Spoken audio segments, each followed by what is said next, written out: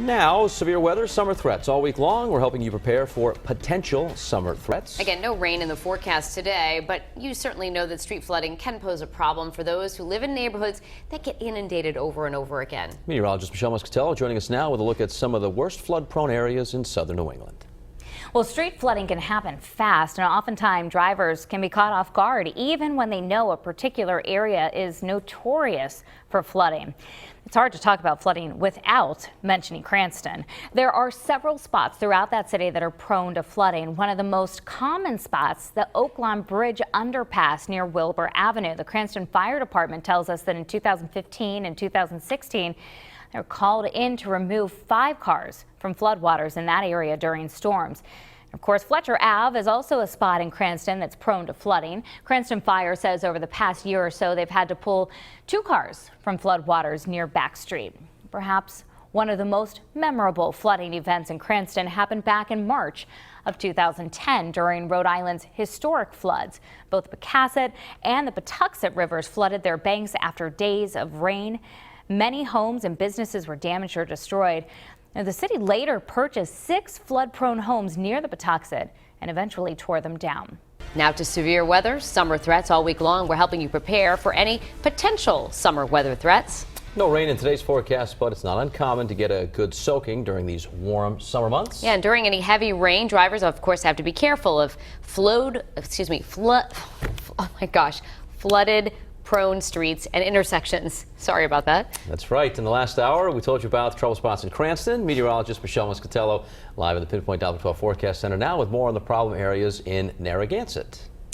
Well, Pat and Danielle, Narragansett is a beach community, but during torrential rain, its street flooding is from fresh water. Ponds and streams overflow into the roads, topping off the list of town's most flood-prone streets.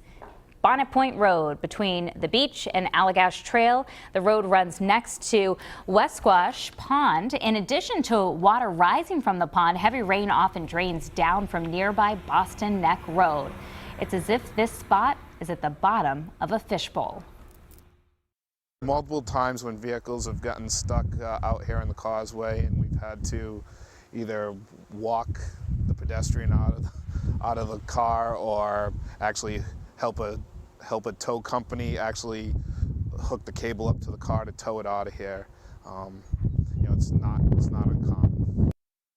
So how fast can flooding cause trouble? If you're walking, it takes just 6 inches of moving water to be swept away. They tell us 2 feet of moving water can sweep your vehicle away. Now, severe weather, summer threats. All week long, helping you prepare for potential summer threats. Earlier, told you about some frequently flooded Rhode Island roads, but Massachusetts also waded through its share of flooding over the years. Meteorologist Michelle Muscatello in the Pinpoint Doppler 12 Forecast Center with a closer look at the problem spots in southeastern Massachusetts.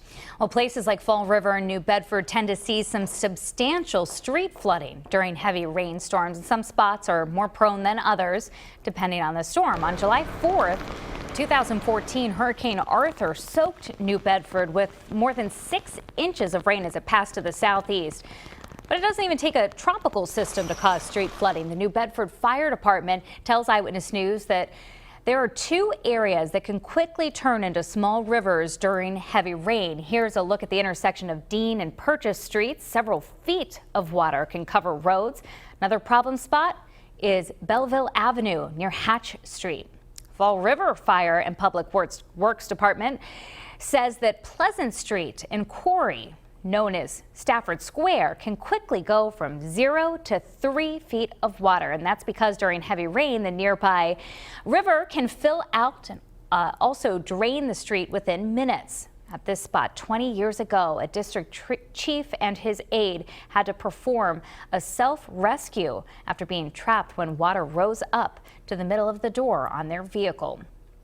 We're bringing you in-depth coverage of severe weather summer threats all week long. Coming up later tonight on Eyewitness News at 5:30, we're going to show you a new tool that's taking hurricane forecasting to a new level. It's Raytheon's unmanned aircraft called Coyote.